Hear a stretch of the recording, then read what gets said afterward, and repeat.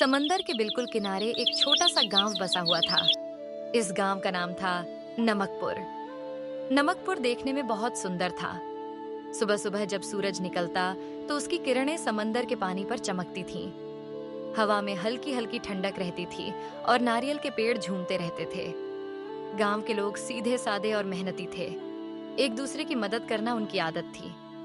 लेकिन इस गांव की सबसे बड़ी परेशानी थी खेती।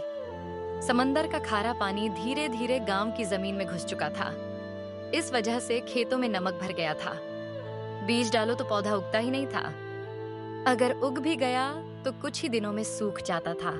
नमकपुर के लोग चाहते थे कि वे अपने गांव में ही काम करें, लेकिन मजबूरी उन्हें रोज पास के गांव सुखनगर ले जाती थी।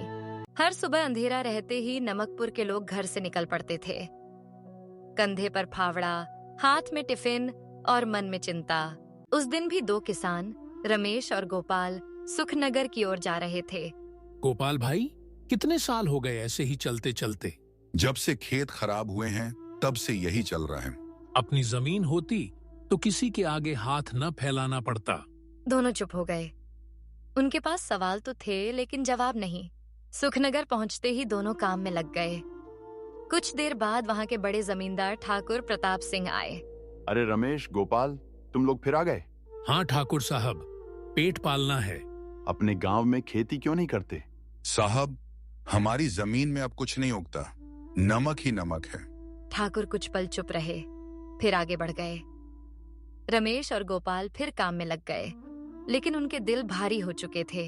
नमकपुर में ही रहता था एक युवक, मोहन। वह गरीब था, लेकिन मेहनती और समझदार था। न उसके पास जमीन थी, न कोई पक्का काम। वह भी कभी सुखनगर मजदूरी करने जाता था। उस दिन मोहन अपने दोस्त रवि के साथ पीपल के पेड़ के नीचे बैठा था। रवि, क्या हमारी जिंदगी बस यही है? मतलब? रोज मजदूरी, रोज चिंता और कोई रास्ता नहीं। रास्ता तो चाहिए दोस्त, पर दिखता नहीं। तभी सड़क पर एक ठेला आया। उस पर एक आदमी जोर जोर से आवाज लगा रहा था। आओ आओ, सुखनगर के गरम समोसे, करारे और स्वादिष्ट। समोसे की खुशबू हवा में फैल गई। मोहन का मन मचल गया। चल रवि, आज समोसे ही खाते हैं। दोनों दोस्त समोसे के ठेले के पास गए। दोनों ने समोसे खाए। वाह, इतना बढ़िया स्वाद। हाँ मोहन, इसलिए तो मशहूर है। लेकिन मोहन के मन में एक और बात चल रही थी। उसने सोचा, अगर ऐसा स्वाद हमारे नमकपुर में मिले तो लोग जरूर आएंगे। समोसे खाकर मोहन और रवि घर की ओर लौट आए, लेकिन मोहन का मन बार बार उसी स्वाद के बारे में सोच रहा था। रास्ते भर वह चुप रहा। पहुंचते ही मोहन ने अपनी दादी को देखा।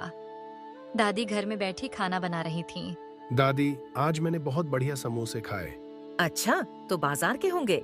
हाँ दादी, पर अगर ऐसे समोसे हमारे गांव में बिकें तो लोगों को सुखनगर नहीं जाना पड़े। दादी ने मोहन की ओर देखा। बेटा, तेरे दादा भी समोसे बेचा करते थे। मोहन चौंक गया। सच? आपने पहले कभी बताया नहीं। उस समय हालात अलग थे, लेकिन स्वाद वही था। मोहन के मन में पहली बार एक साफ सपना बना। उस रात मोहन देर तक जागता रहा। वह सोचता रहा कि अगर कुछ किया जाए तो जिंदगी बदल सकती है। सुबह होते ही वह गांव के साहूकार लाला जगन्नाथ के पास गया। लाला जी, मुझे थोड़ा पैसा चाहिए। पैसा तो मिल जाएगा, पर कुछ गिरवी रखना होगा। किशन ने चारों ओर देखा। उसके पास सिर्फ छोटा सा घर था। मैं अपना घर गिरवी रख देता हूँ। ठीक है, लेकिन समय पर पैसा लौटाना।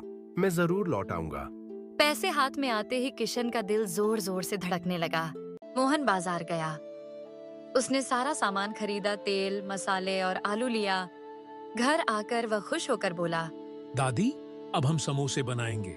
दादी कुछ कहना चाहती थीं, पर तभी उन्हें चक्कर आ गया। दादी की तबीयत बिगड़ गई। किशन घबरा गया। डॉक्टर आया और जांच के बाद बोला, अब इन्हें ज्यादा काम नहीं करना चाहिए, इन्हें आराम चाहिए। मोहन की आंखों के सामने अंधेरा छा गया। अब समोसे कौन बनाएगा? मैंने घर गिरवी रख दिया है। मोहन उदास बैठा था। रवि उसके पास आया। हिम्मत रख दोस्त, कुछ रास्ता निकल आएगा। अब कोई रास्ता नहीं दिख रहा। चल, सुखनगर वाले समोसा वाले से पूछते हैं। दोनों उसके पास पहुंचे। भाई, क्या आप हमें समोसे बनाना सिखा देंगे? नहीं भाई, मैं अपना धंधा खुद ही चलाऊंगा। मोहन की उम्मीद फिर टूट गई। अगले दिन मोहन लाला के घर की ओर जा रहा था। उसे लगा अब सब खत्म हो गया। तभी उसने एक बरगद के नीचे एक बूढ़ी अम्मा को देखा। अम्मा, ये समोसे इतने छोटे क्यों हैं? छोटे हैं बेटा, पर मेहनत से बने हैं। मोहन ने खाकर देखा। स्वाद ने उसके दिल को फिर से जगा दिया। मोहन बरगद के पेड़ के नीचे खड़ा था। बूढ़ी अम्मा पत्तल में छोटे छोटे समोसे रख रही थीं। पास खड़े लोग बड़े चाव से समोसे खा रहे। अम्मा, आपके समोसे बहुत स्वादिष्ट हैं। बेटा, गरीब का धंधा है, जो आता है वही बनाते हैं। अम्मा, क्या आप मुझे समोसे बनाना सिखा देंगी? मैं भी अपना ठेला लगाना चाहता हूँ। अम्मा कुछ देर चुप रहीं। उन्होंने मोहन की आंखों में देखा। उन्हें उसकी सच्चाई साफ दिख रही थी। बेटा, अकेले फैसला नहीं ले सकती। पहले अपनी बेटी से बात करूंगी। कल इसी समय आना। मोहन के चेहरे पर उम्मीद लौट आई।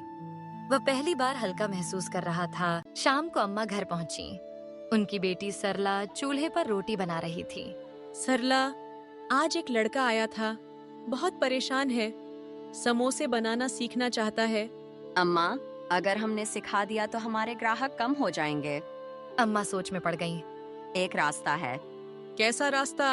हम खुद समोसे बनाएंगे, वह बेचेगा, कमाई आधी आधी। अम्मा को यह बात सही लगी। उन्होंने मन बना लिया। अगले दिन मोहन समय पर पहुंच गया। बेटा, हम तुम्हें बनाना नहीं सिखाएंगे, लेकिन तुम्हारे लिए समोसे बनाएंगे। अम्मा, ये मेरे लिए बहुत बड़ी मदद होगी। मुझे सब मंजूर है। तो फिर देर मत करो, ठेला तैयार करो। मोहन ने गांव के चौराहे पर ठेला लगाया। दादी घर से उसे दुआ देकर भेज रही थीं। ईमानदारी से काम करना बेटा। अम्मा गरम गरम समोसे लेकर आईं। आज तेरा पहला दिन है। मोहन आवाज लगाने लगा। आओ आओ, घर के बने चटपटे समोसे। लेकिन लोग रुक नहीं रहे थे। तभी वही सुखनगर वाला समोसा बेचने वाला आ गया। आओ आओ, सुखनगर के मशहूर समोसे। भीड़ उसी के पास जमा हो गई। मोहन का दिल बैठ गया। मोहन ने गहरी सांस ली और फिर जोर से बोला, सिर्फ 10 रुपये में 2 समोसे, घर का सच्चा स्वाद। एक आदमी रुका। अरे, सस्ते भी हैं। धीरे धीरे लोग मोहन की ओर आने लगे। पहला समोसा बिका, फिर दूसरा, फिर तीसरा। शाम तक सारे समोसे बिक चुके थे। मोहन की आंखों में खुशी थी। वह अम्मा के पास गया। अम्मा, आज सब बिक गया। देखा बेटा, मेहनत रंग लाती है। शाम ढल चुकी थी। दादी दरवाजे पर उसका इंतजार कर रही थीं। कैसा रहा पहला दिन बेटा? दादी, आज सारे समोसे बिक गए। लोग बहुत तारीफ कर रहे थे। दादी की आंखें भर आईं। भगवान तुझे आगे बढ़ाए। तेरे दादा भी यही कहते थे, ईमानदारी से किया काम कभी नहीं डूबता। मोहन को लगा जैसे दादी की दुआ उसके सिर पर हाथ रखकर खड़ी हो। अगले दिन फिर वही तैयारी। सुबह सुबह अम्मा समोसे बनाती, मोहन ठेला लेकर निकलता। हर दिन भीड़ थोड़ी और बढ़ने लगी। कुछ लोग तो खास उसी के समोसे खाने आने लगे। भाई, तेरे समोसे में घर जैसा स्वाद है। बस आपका प्यार है। मोहन रोज कमाई का हिसाब करता।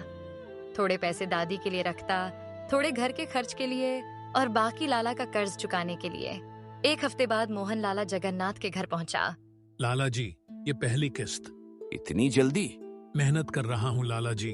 अच्छा है, ऐसे ही लगे रहो। मोहन को देखकर गांव के लोगों की सोच बदलने लगी। अगर मोहन कर सकता है तो हम क्यों नहीं?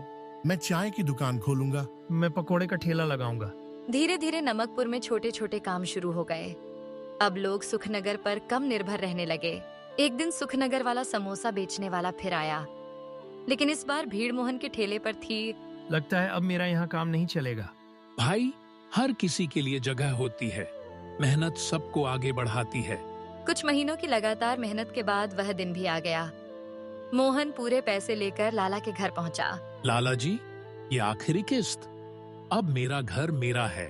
मोहन, तू सिर्फ मेहनती नहीं, समझदार भी है। मोहन अम्मा के पास पहुंचा। अम्मा, अगर आप ना होती तो मैं आज यहाँ नहीं होता। बेटा, कभी किसी का भला करो तो रास्ता खुद बन जाता है। अब नमकपुर पहले जैसा नहीं रहा। गांव में चहल पहल थी। लोग अपने गांव में ही काम कर रहे थे।